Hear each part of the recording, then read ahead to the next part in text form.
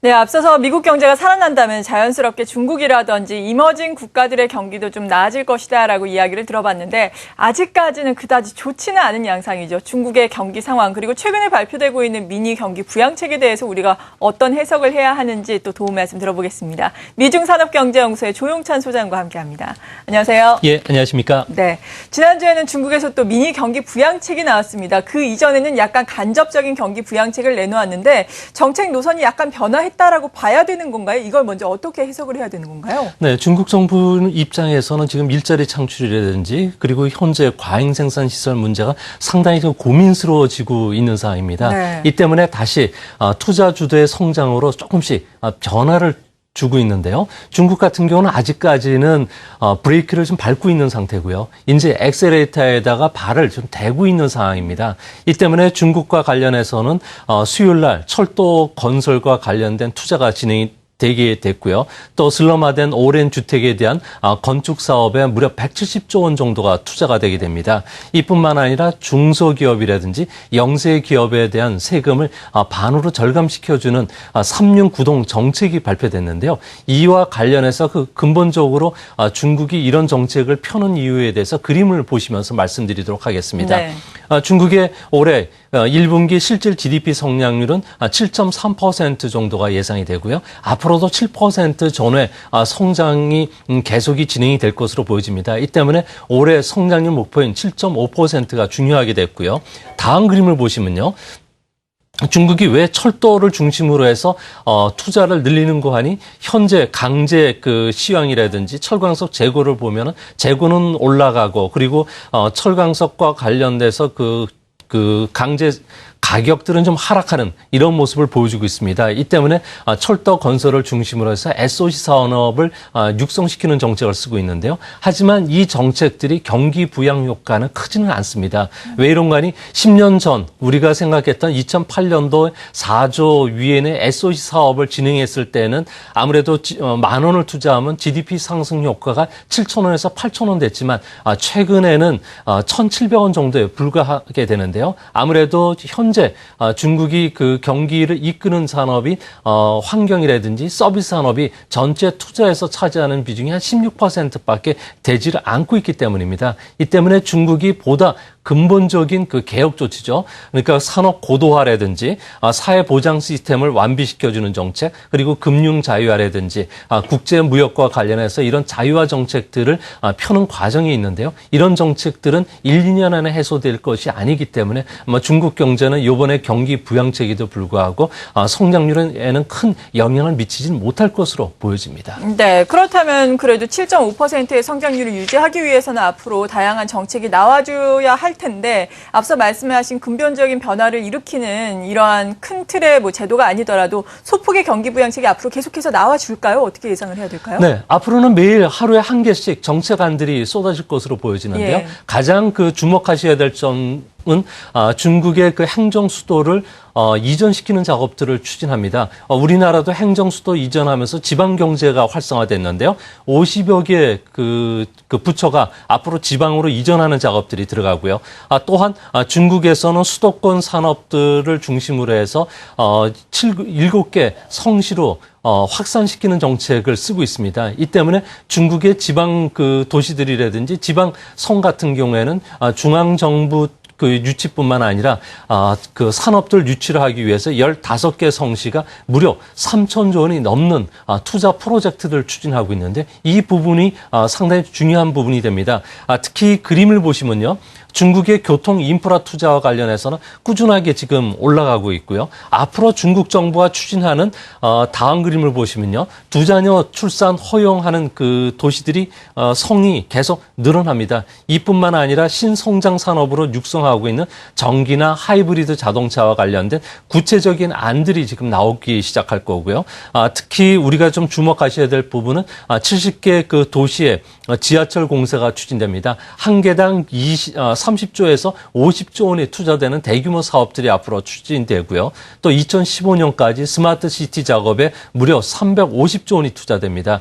이뿐만 아니라 650개 도시라든지 20만 개 소도시를 중심으로 하는 행정 개편이 진행이 되고 있기 때문에 이거와 관련된 공급, 수요 정책들이 앞으로 우리나라 증시에서도 관련주를 찾는 움직임이 좀 활발해지지 않을까 보여집니다. 네, 일단은 경제 예측기관들의 GDP 성장률 전망을 보면은 1분기에는 7.5%를 하회할 것이고 2분기에는 지금처럼 간다면은 뭐 7%도 하회할 가능성이 높다라고 이야기를 하고 있지만 이러한 미니 경기 부양책이 나온다면은 그래도 뭐 장기적으로 보자면은 경기 회복은 이루어질 것이다라고 봐도 되는 건가요? 네, 그렇습니다. 중국 같은 경우는 어차피 돈을 투자한다면 성장률을 끌어올릴 수밖에 없는데요. 현재 중국과 관련된 그 경제 지표 중에서 선행 지표라고 할 수 있는 여러 지표들을 보면 경기 회복 신호들을 지금 내고 있습니다. 특히 생산 경영 활동 지수가 있는데요. 중국의 그 주요 지표 중에 하나입니다. 앞으로 기업인들이 3개월 이내 생산을 늘릴지 여부를 나타내는 지표인데요. 현재는 62.7로다가 전월보다는 0.9%포인트 상승을 했습니다. 아무래도 기업들은 재고 조정이 종료되면서 생산을 늘려가는 모습이 앞으로 뚜렷하게 나타날 것으로 보여지고요. 다음 그림을 보시면요. 중국의 완성품 재고 지수입니다. 현재 중국의 경기 회복에 대비해서 기업들이 재고를 쌓으려는 그런 움직임이 뚜렷해지고 있고요. 마지막으로 중국의 신규 그 수출 주문 지수 같은 경우에는 전달보다도 1.9%포인트 정도 상승했습니다. 아무래도 4월 달 이후부터는 수출 경기가 회복이 될 것으로 보여지는데요. 이 때문에 우리나라의 대중국 수출도 3월 달에는 그 3% 전후였지만 4월 달에는 이것보다 더 늘어난 수출로 늘어나지 않을까 보여집니다. 네. 그리고 국가통계국이 발표하는 제조업 PMI 같은 경우는 아주 미약하지만 그래도 경기가 회복되고 있음을 보여줬는데 이번 주에도 많은 경제 지표들이 발표되지 않습니까? 어떨 것으로 예상을 하세요? 네, 아무래도 경기 회복 신호들이 조금씩 나타날 것으로 보여지는데요. 네. 우선 그 목요일 날 발표되는 소비자 물가 지수 같은 경우에는 2.5% 전후까지 올라갈 것으로 보여집니다. 지난달보다는 0.5%포인트 정도 올라가게 되는데요. 이는 작년 3월에 물가가 낮았던 기저효과 때문에 이런 현상이 일어납니다. 앞으로 이런 기저효과 때문에 7월 달까지 물가는 3.5%까지 올라갈 것으로 보여지는데요. 이 때문에 중국에서는 금리 인상이라든지 지준율 인하는 2분기에는 실시하기가 좀 어렵지 않나 보여집니다. 그림을 보시면요. 중국의 물가와 관련된 그 그림입니다. 파란 선으로 되어 있는 생산자 물가 지수 같은 경우에는 25개월 연속 마이너스를 보여줄 것으로 예상이 되는데요. 아무래도 수요가 부진하고요. 공급 과잉 문제가 여전히 해소되지 않고 있기 때문입니다. 또한 그 무역 수지가 발표되는데요. 뭐 9억 5천억 달러 정도 적자가 예상이 되고요. 또 수출은 플러스 2.4% 정도, 그리고 수입은 플러스 4%로 지난달 마이너스보다는 개선이 되는 모습이 나타납니다. 이 때문에 우리나라 대중국 수출 관련주에도 조금 훈풍이 불지 않을까 예상이 됩니다. 네, 그리고 앞서서도 잠깐 우리가 이야기를 했지만 이번 달 중국에 있어서 가장 중요하게 보는 것이 다음 주 그러니까 16일에 발표되는 1분기 경제 성장률일 텐데요. 여기에서는 어떤 신호를 얻을 수 있을까요? 네, 중국과 관련해서는 가장 중요한 1분기 GDP 성장률은 플러스 7.3%로 지난 분기보다는 좀 악화될 것으로 예상이 됩니다. 하지만 중국과 관련된 여러 가지 산업 생산이라든지 그 수요 측면의 고정자산 투자나 그리고 신규 대출 같은 경우는 증가할 것으로 보여지는데요.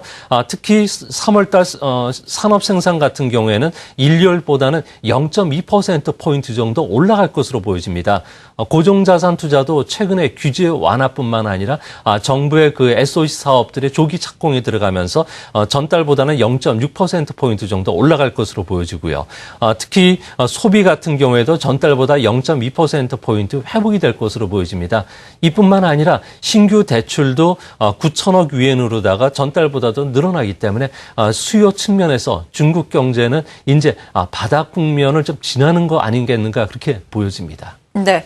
그리고 최근에 뭐 인도의 루피아라든지 브라질의 헤아라 등 신흥국의 통화가 좀 상승세를 보이고 있는데 위안화 가치는 여전히 하락세를 보이고 있다라고 들었거든요. 여기에 대해서도 도움 말씀해 주시면 어떨까요? 네, 중국의 위안화는 현재 1달러에 6.2 위엔에서 지금 움직이고 있는데요. 중국은 위안화와 관련해서는 한계 전략과 세계 전술을 펴고 있습니다. 위엔화 절상이 장기적으로 구조조정에 도움이 돼야 된다는 이런 장기 전략이 있고요. 이것뿐만 아니라 세 가지 전술은 다른 수출 경쟁국에 비해서 과도하게 절하되는 것이나 절상되는 것을 피한다는 점이죠. 이뿐만 아니라 물가 안정이라든지 위엔화의 그 국제 이슈화되는 것을 피한다는 그 전략입니다. 현재 중국과 관련해서는 위엔화가 2월 말까지 2.5%포인트 정도 하락을 했기 때문에 다른 나라에 비해서도 이제 완만하게 그 하락을 시키는 그런 국면인데요. 하지만 위엔화와 관련해서는 앞으로 중국의 수출이 계속 증가하는 모습을 보여주고 있고요. 그리고 또 물가 상승 압력이 커진다는 점에서는 앞으로 위엔화는 6.24 위엔을 바닥으로 해서 서서히 다시 상승하지 않을까 보여집니다. 네, 그러니까 지금이 바닥권, 박스권 정도다라고 보면 되겠다는 말씀이었습니다. 그리고 일부 지방 정부를 중심으로 이 주택 구입 제한 규제를 완화하려는 움직임을 보이고 있다라고 들었는데 버블 우려가 심화되고 있음에도 불구하고 다시금 이렇게 규제를 완화하는 이유가 특별히 있는 건가요? 네, 중국에서는 부동산 시장 같은 경우는 전체 GDP에서 차지하는 비중이 16% 정도 되고요. 또한 그 지방 정부 세수의 39%를 차지하고 있습니다. 현재 중국이 지방 정부를 중심으로 해서 투자 주도의 성장으로 지금 돌아가려는 움직임이 보이는데요. 재원이 부족하기 때문에 버블 붕괴에도 불구하고 다시 부동산 가격을 좀 부추기는 그런 도시들이 늘어나고 있습니다. 하지만 중국의 고급 아파트를 중심으로 해서 가격 하락세가 최근 들어와선 서민주택까지 확산이 될 것으로 보여지는데요. 이 때문에 4월 달 들어와서는 중국의 그 부동산 개발 회사들의 부도들이 계속 일어날 것으로 보여지고요. 특히 이제 방리 다음에 따른 가격 하락 압력이 앞으로는 2분기에는 좀 더 빨라지지 않을까 보여집니다. 네, 이렇게 중국과 관련한 사항들 미중산업경제연구소의 조용찬 소장과 함께 자세한 내용 알아봤습니다. 감사합니다. 네, 감사합니다.